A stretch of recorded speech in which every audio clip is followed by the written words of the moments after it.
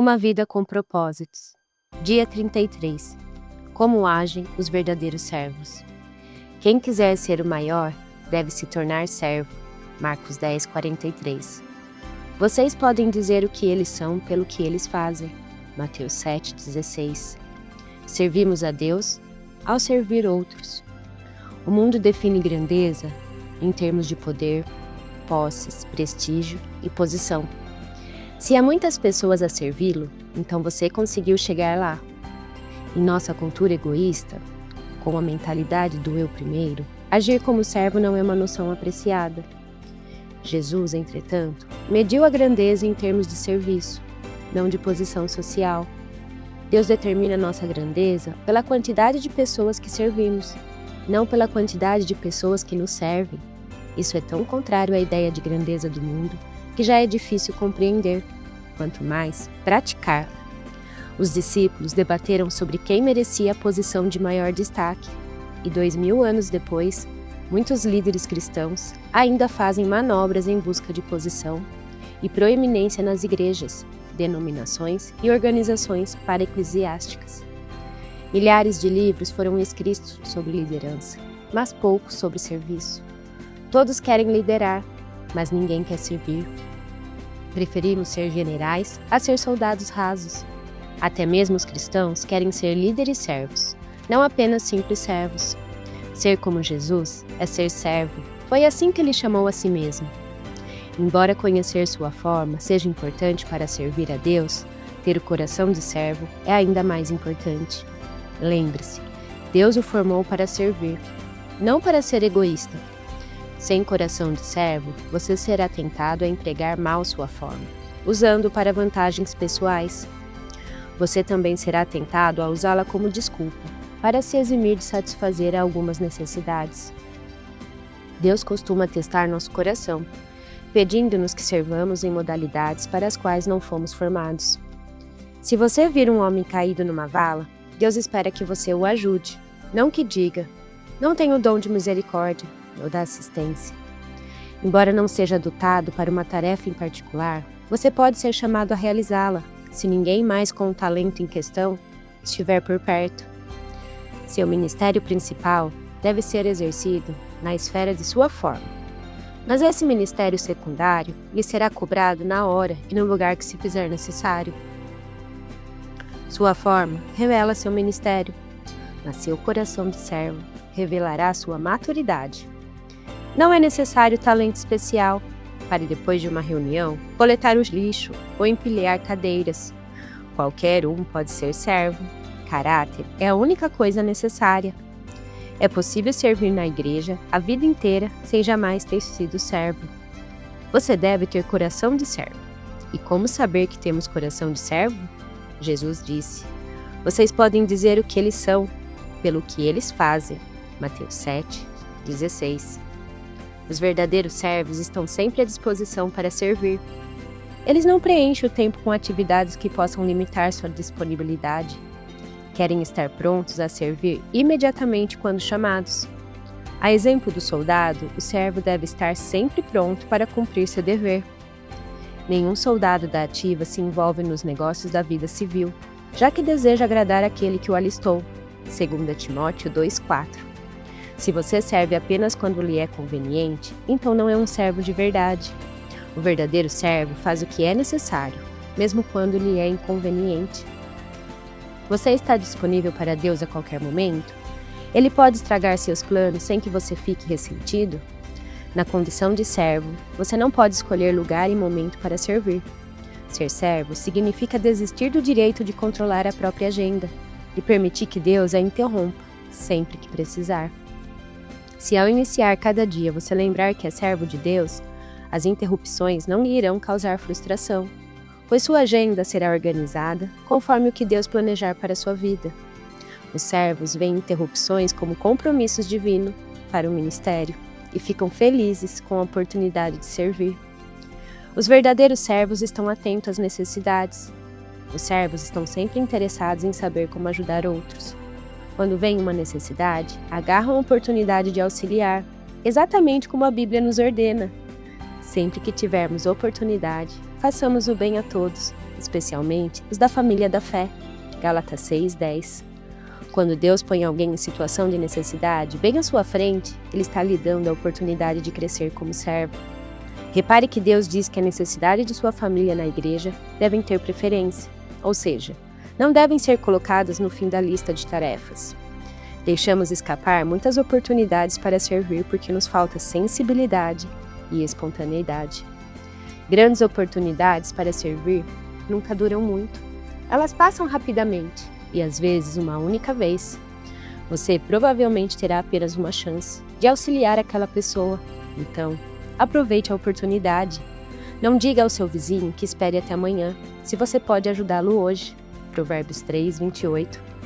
John Wesley foi um extraordinário servo de Deus. Seu lema era: faça todo o bem que puder, por todos os meios que puder, de todas as maneiras que puder, em todos os lugares que puder, a toda hora que puder, a todas as pessoas que puder, enquanto você puder. Isso é grandeza. Você pode começar procurando pequenas tarefas que ninguém mais queira fazer. Faça-as como se fossem grandes trabalhos, pois Deus está observando. Os verdadeiros servos fazem o melhor que podem com o que têm à mão. O servo não dá desculpa, não deixa para a última hora, nem espera circunstâncias melhores. Nunca diz, um dia desses, ou quando for a hora certa. Simplesmente faz o que precisa ser feito. A Bíblia diz, se você ficar esperando por condições perfeitas, nunca realizará nada. Veja Eclesiastes 11:4. Deus espera que você faça o que puder, com o que tem, onde quer que esteja. Um serviço imperfeito é sempre melhor que a melhor das intenções. Um dos motivos que impedem muitos cristãos de servir é que eles temem não ser bons o suficiente para servir. Acreditam na mentira de que servir a Deus é somente para celebridades. Algumas igrejas fomentaram esse mito ao tornar a excelência um ídolo, e isso afastou muita gente talentosa. Você já deve ter ouvido alguém dizer: se isso não pode ser feito com excelência, não o faça. Bem, Jesus nunca disse isso. A verdade é que quase tudo o que fazemos é feito de modo deficiente no início. É assim que aprendemos. Na igreja, Saddleback, praticamos o princípio do suficientemente bom para usar e abençoar. Deus não precisa de nada perfeito. Preferimos envolver milhares de pessoas normais no ministério a manter uma igreja perfeita dirigida por uma elite diminuta. Os verdadeiros servos fazem qualquer tarefa com igual dedicação. O que quer que façam, os servos devem fazê-lo de todo o coração. Veja Colossenses 3:23. O tamanho da tarefa é irrelevante. A única questão é: ela precisa ser feita? Você jamais chegará a um estágio na vida em que será importante demais para ajudar nas tarefas simples e humildes. Deus jamais irá eximi-lo do trivial. É parte vital no currículo de seu caráter. A Bíblia diz: se você pensa ser muito importante para ajudar alguém necessitado, está na verdade enganando a você mesmo. Você é na verdade insignificante. Veja Gálatas 6:3. É nesses pequenos serviços que crescemos à semelhança de Cristo. Jesus se especializou em tarefas simples e humildes, que todos queriam evitar: lavar pés, ajudar crianças, preparar o café da manhã e servir os leprosos. Nada estava abaixo dele, pois ele veio para servir. Não foi apesar de sua grandeza que ele fez essas coisas, mas por causa dela, e ele espera que sigamos seu exemplo. Veja João 13:15. Pequenas tarefas muitas vezes demonstram um grande coração. O coração de servo revela-se em pequenos atos, que outros nem pensam em realizar, como quando Paulo reuniu gravetos para acender uma fogueira, a fim de que todos se aquecessem após um naufrágio.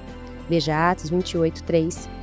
Ele estava tão exausto quanto qualquer outro, mas se dispôs a suprir aquela necessidade.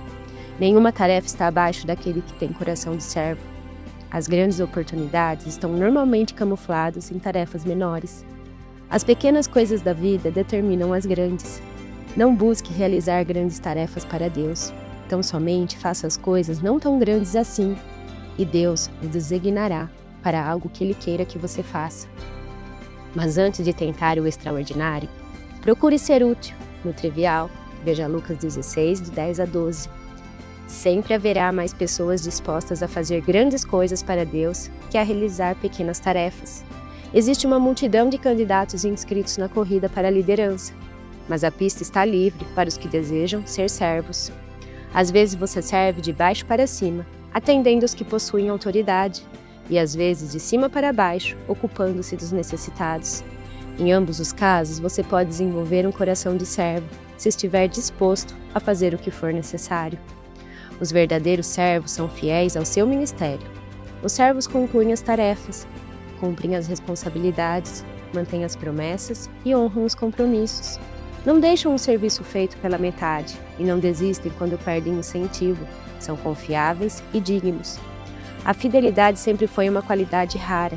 Veja Salmos 12:1, Provérbios 26, Filipenses 2:19-22. A maioria das pessoas não sabe o valor do compromisso.